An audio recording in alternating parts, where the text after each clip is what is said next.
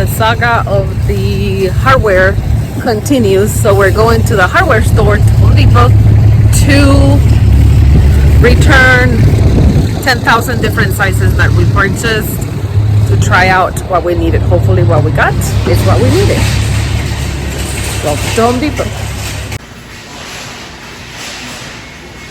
I'm gonna go see what I can get into trouble finding in the paint side. I'll be in the paint.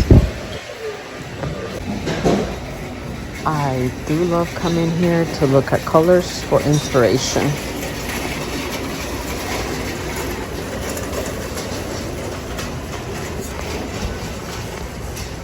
Lately I have been really drawn by greens, apparently. That's beautiful.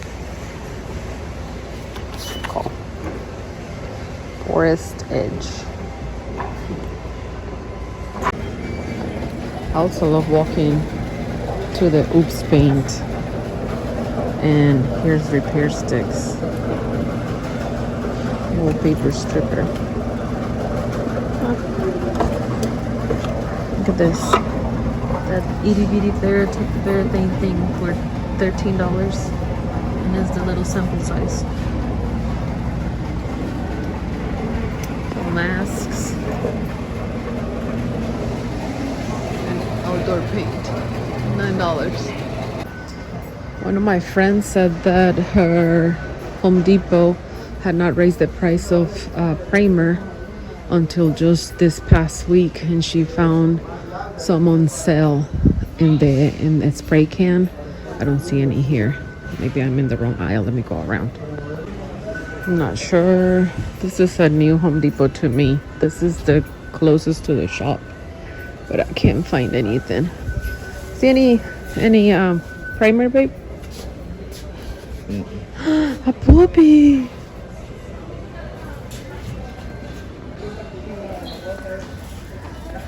$69.68 now.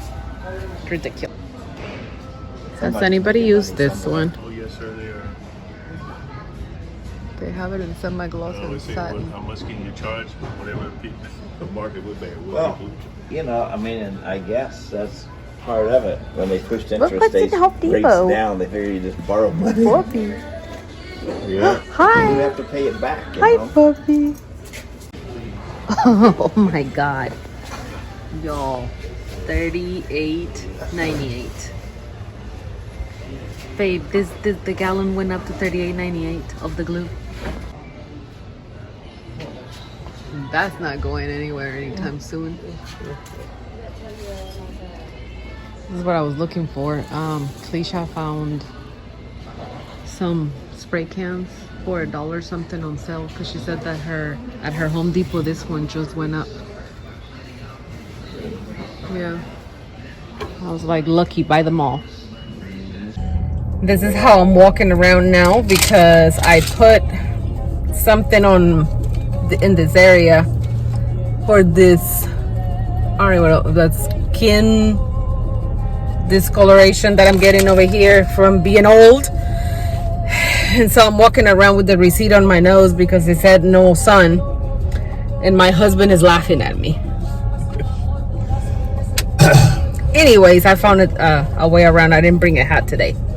We're gonna talk about a question that was sent to me on my Instagram, and people want to know how we work together all the time, and then of course live together, and have been living together for 32 years. So we're gonna have that discussion today because I think it's important. I think a lot of people could be in the same situation, and it might be a little different for them or unusual for them. For us, we have kind of always worked together in a lot of ways, right? So we met working together. He actually was my boss. Now I'm the boss. Why are you laughing? But we have been together almost 33 years, 32 years married in August. We have 3 kids. They're all grown. One is still at home with us. Our daughter but we're together 24/7, and for us it's something that is very normal. I am very used to it. I don't get tired of it because I guess I still like him a lot, and so for me it's not unusual. We kind of work in the same lines of work, if you will, and my business wouldn't be anything without him because I can't do the lifting and I can't do the picking up on my own. Smaller pieces, yes, but the big pieces 100% over here. So and a lot of times, even the small pieces, he doesn't even let me pick up and handle myself. So we're used to being together, and like I said, we enjoy our company. He is always making me laugh, and I think that that's important. And of course there are days when I want to kill him, and I don't want to be around him, so we kind of still just stand each other. And when we get home or when we're at work, he's doing his thing, I'm doing my thing. So I think there's still that sort of separation with that invisible line, but at the end of the day, we still always go to bed, even if we're not on the same, what's the word, if we're not under the same understanding, we still know that we still have love for each other, and that the next day we're still going to be together. We had that understanding and that commitment from day one. So that's it for me. To agree to disagree. We agreed to disagree. That's true. So what about you, babe? I just think that in any relationship, even just with family, there has to be a mutual respect, and a tolerance that you have to have for life and how people go through things. So for us, I know that we have been through a lot, but our initial commitment was for each other, and we're both Geminis, so that balancing that scale is always critical for us.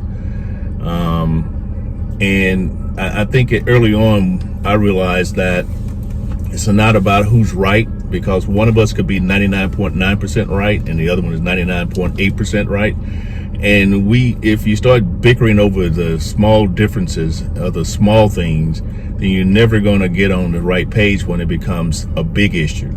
Although we each like to win, don't get that statement wrong. We each like to win. I think the winning is if it's not good for her, it's not good for me, and hopefully that's vice versa. But I think we're striving for the same goals. We want the same things. But you have to just keep recalibrating every day. Every day is different. It's like a picture. You see one thing in a picture and somebody else sees something different. And after you have those discussions, you have to then either come to a conclusion that I didn't see that. There's a thrift store over there. I didn't see what you saw. My wife and I go through a lot of things where she has this internal color palette in her head, so she can see a color. And she'll ask me, what do you think about that color? What color do you see? And I might see something, but she sees the hues, the different hues that makes that color up. And I might just see gray or blue or red or whatever it is. So those are the differences that when we look at something and how we interact. I guess the other big thing is what we call the interpersonal relationship with each other. There has to be something that's not a deal breaker. Even if you have conflicts of interest, I would say conflicts of interest. I would say conflicts in discussions. Where the discussion might get heated, and I tell her that when she gets mad at me or upset with me, then that shows me how much she loves me. Because if you don't care about something, it's not gonna bother you. But when you really care about something, then it might upset you. So I guess we can relate that to the same thing as what we do when a piece is giving us all kinds of just craziness, and we are determined to make it work and to make it pretty. I think that we both, and I can say that I can speak for both of us, we both approach our relationship that way. When something is bothering us, I'm the type who I can't talk about it immediately, but I will talk about it. I just need him to give me that space and that time. He wants to talk about it immediately, so sometimes I let him just say whatever he's gonna say, and then I walk away because I know that I'm not gonna be open to the discussion at the time, but I will come back to it once I've cooled off and gather my thoughts, and we do tackle whatever the situation is, and we always talk about it and resolve it. And I don't think that we have never come against something or up to something, or something has happened that we haven't discussed and resolved, and that's probably what has us still be together. Yeah, and our relationship was based, our foundation is based on brutal honesty, and so we're being brutally honest with each other, so that if she tells me whatever she's going to tell me, if I like it or dislike it or whatever it is, that's the way she's feeling, and I have to honor that's the way she's feeling for whatever reason, and then I have to then internalize it and say, what am I doing that's causing her to react that way? And it's sometimes it's easier said than done, but I think the self-reflection really makes the difference, and I know that in our hearts of hearts that we're there for each other. But life is not easy. Nobody said it was going to be easy. Relationships are not easy. But our commitment was for life. Yeah, and we meant it. There's some people who once they get past a certain time, and I've heard this recently, well, if you've been married for over 30 years, then it really just turns into a friendship, more almost like a brother-sister type relationship. And, I don't want to marry my brother. God, no. I look forward to, Eliana asked me earlier, what did I think? And I said,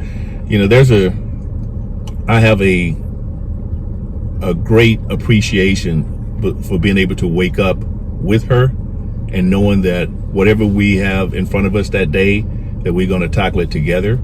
And, I'm a military guy, so I'm always used to somebody having my six. And I know she has my back at all cost, and she knows I have hers. So I just think that's it. Whatever it is that you want in your life, and whoever you're doing that with, you have to really just have that brutal honesty in the communications, and be willing to listen and be willing to change. Because I do know that we're praying people. So when we pray to God, whatever you're praying to God for, you have to recognize He's going to give that to you.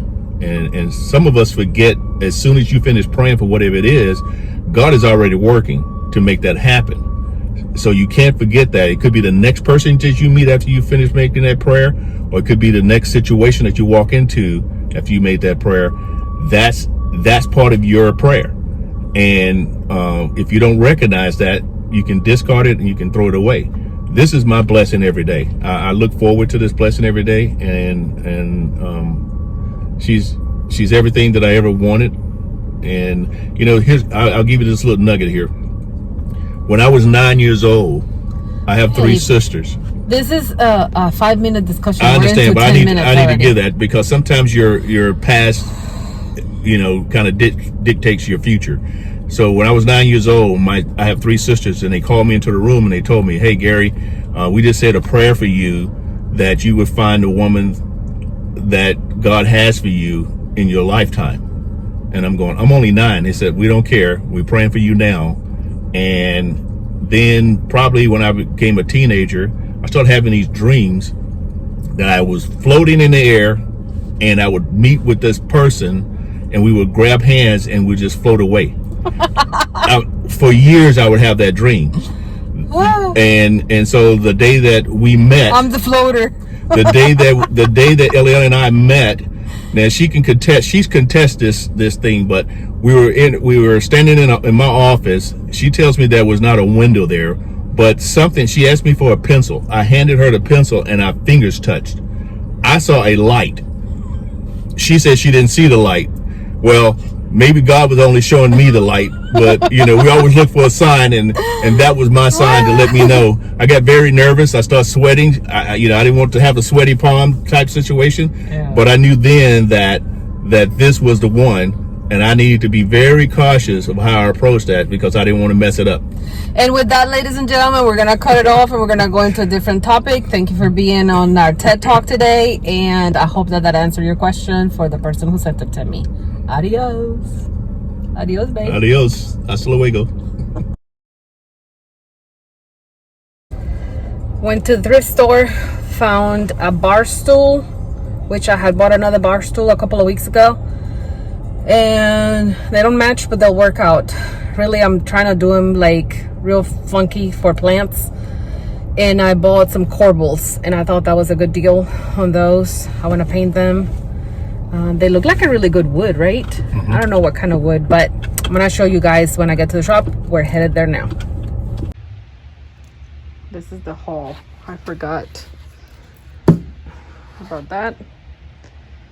That bowl, which is giant. I love it. This little pitcher, really cute. This is brass.